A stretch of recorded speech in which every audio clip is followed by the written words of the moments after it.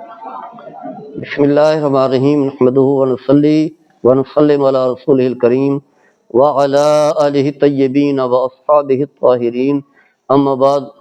حضرات گرامی، ان اعمال میں سے جو گناہوں کے لیے کفارہ ہیں، گناہوں کے مٹانے والے ہیں، قرآن کریم کی اس آیہ میں تو بہت سارے اعمال ہیں۔ فرمایا ان الحسنات یذهبن السیئات، نیکیاں جو ہے گناہوں کو مٹا کر کے، ختم کر کے رکھ دیتی ہیں، دھو دیتی ہیں۔ انہی میں سے ایک عمل کیا ہے؟ نماز پڑھ لی آپ نے، سنتیں پڑھ لی ہیں، نوافل پڑھ لی ہیں، پھر آپ بیٹھ کر کے مسجد میں نماز کے انتظار میں ہیں، یعنی آپ جلدی آ جاتے ہیں۔ کوشش تو یہی ہو کہ اگر آپ جو ہے بوڑھے ہو چکے ہیں، کمانے والے بچے ہیں، ریٹائر ہو گئے ہیں، اب آپ کو پینشنیں مل رہی ہیں، بچے جو ہے کما رہے ہیں، سب کچھ کر رہے ہیں، تو آپ کے پاس فراغت ہے، تو گھر میں بیٹھے بیٹھے آپ کیا کریں گے؟ آپ جلدی جو ہے مسجد میں آ جائیں، یا ویسے ہی آپ کوشش کریں جب آپ کام سے آپ فارغ ہو گئے ہیں، گھر میں ہیں، تو پھر اذان کے بعد نماز کے قریب قریب، جماعت کھڑی ہونے کے قریب قریب آنے کی کوشش نہ کریں، کہ یہاں تک کہ یہ بھی ہوتا ہے کہ لوگ جو ہے جب جماعت کھڑی ہوتی ہے بھاگ کر کے آتے ہیں، دوڑ کر کے آتے ہیں، ایک رکعت چھوٹ گئی، دو چھوٹ گئی، تو یہ کلمیہ ہے۔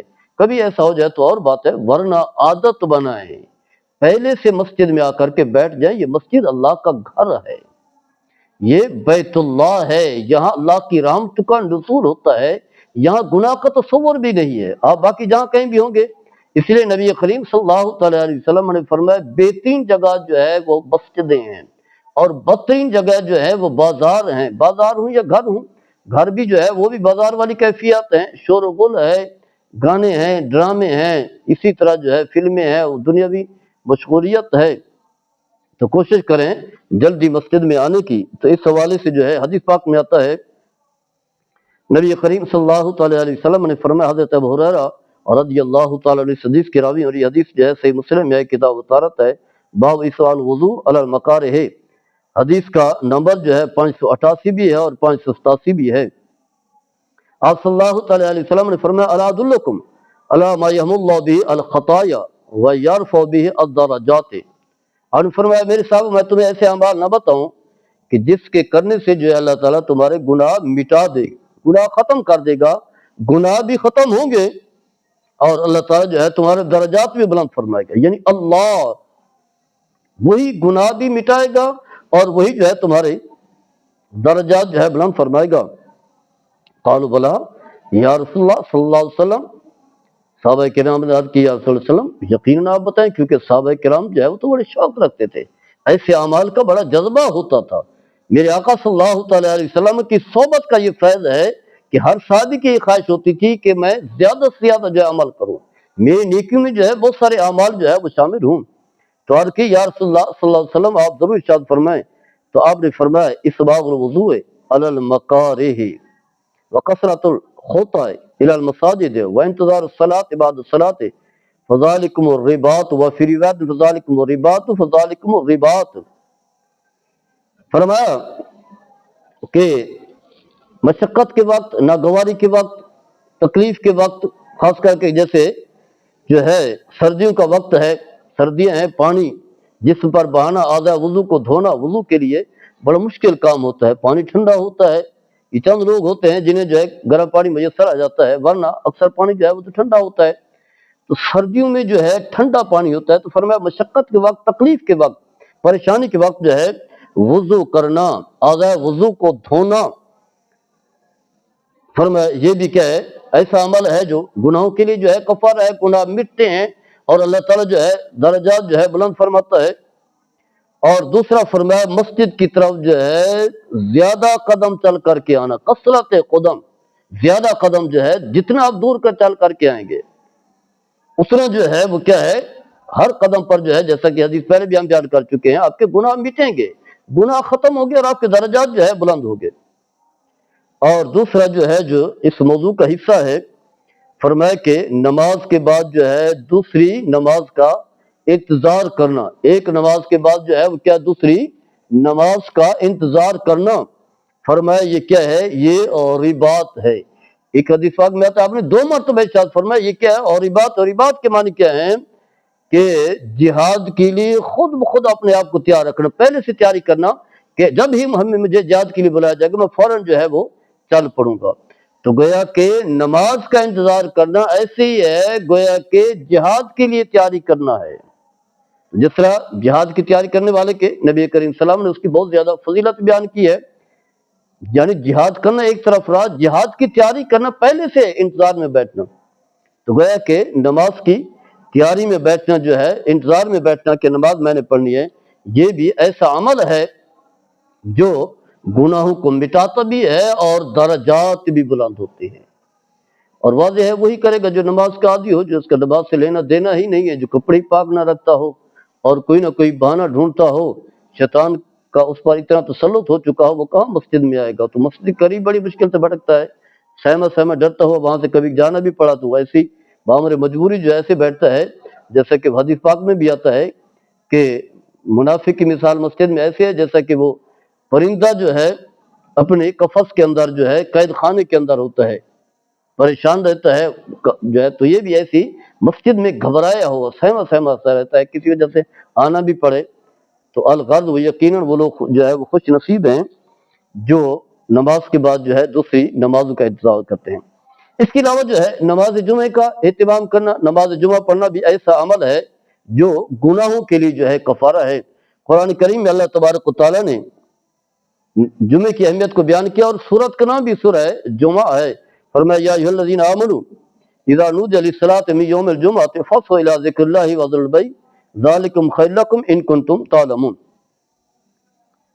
اے ایمان والو، جب تمہیں نماز جمعہ کے لیے، جمعے کے دن نماز جمعہ کے لیے بلایا جائے، اذان کے ذریعے سے پکارا جائے، تو فرمایا اللہ کے ذکر کی طرف جو ہے دوڑ پڑو، اور خرید و فروخت معاملات جو ہے، کاروبار جو ہے، سب کچھ جو ہے چھوڑ دو.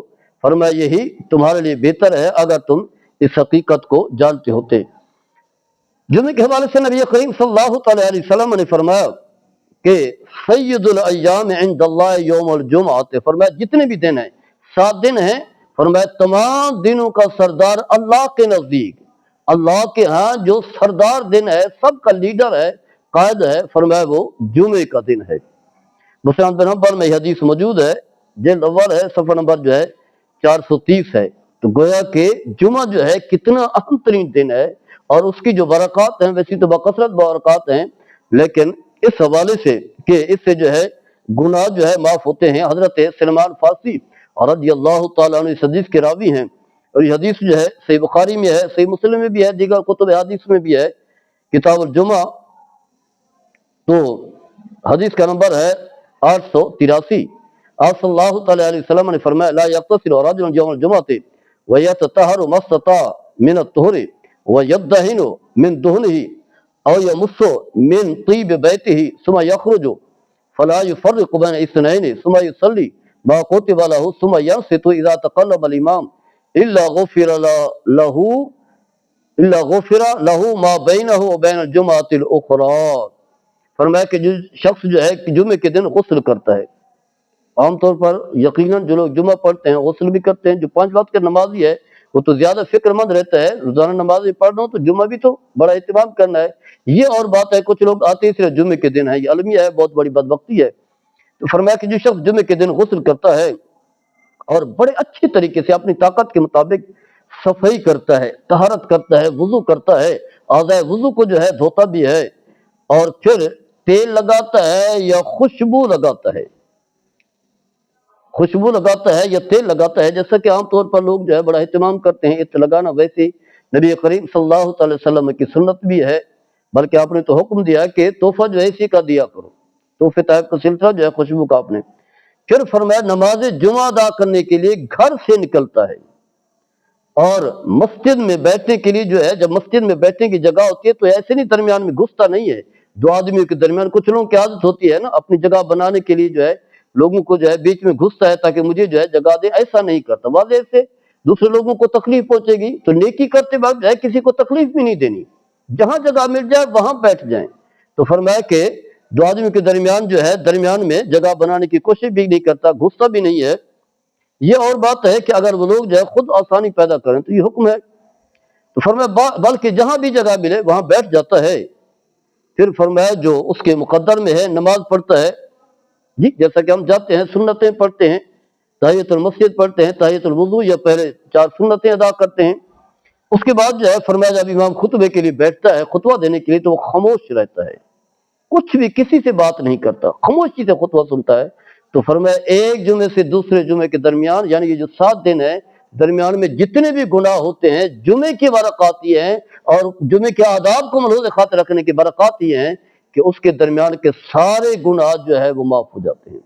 ہم سمجھتے ہیں کہ گناہ ہوتے ہیں 24 گھنٹوں میں، جو ہے گناہوں کا تو سلسلہ کہیں نہ کہیں چلتا رہتا ہے، اٹھتے بیٹھتے سوتے جاگتے باتیں کرتے معاملات کرتے خرید و فروخت کرتے، کہیں نہ کہیں گناہوں کا سلسلہ چلتا ہے۔ 7 دن کے گناہ ہو جاتے ہیں تو ان 7 دنوں کے گناہوں کے لیے کفارہ کیا بن جاتا ہے؟ جمعے کی نماز، لیکن ان آداب کو ملحوظ خاطر رکھنا ہے۔ تو گویا کہ دوسرا عمل کیا ہے؟ نماز جمعہ کی ادائیگی ہے۔ یہ عمل بھی ایسا ہے جو انسان کے گناہوں کے لیے کفارہ بن جاتی ہے۔ کوشش کریں، اہتمام کریں اس طرح کی نیکیوں کو جمع کرنے کی، کیونکہ کوئی شخص جو ہے گناہوں سے پاک نہیں ہے، گناہ کو دھونا ہے۔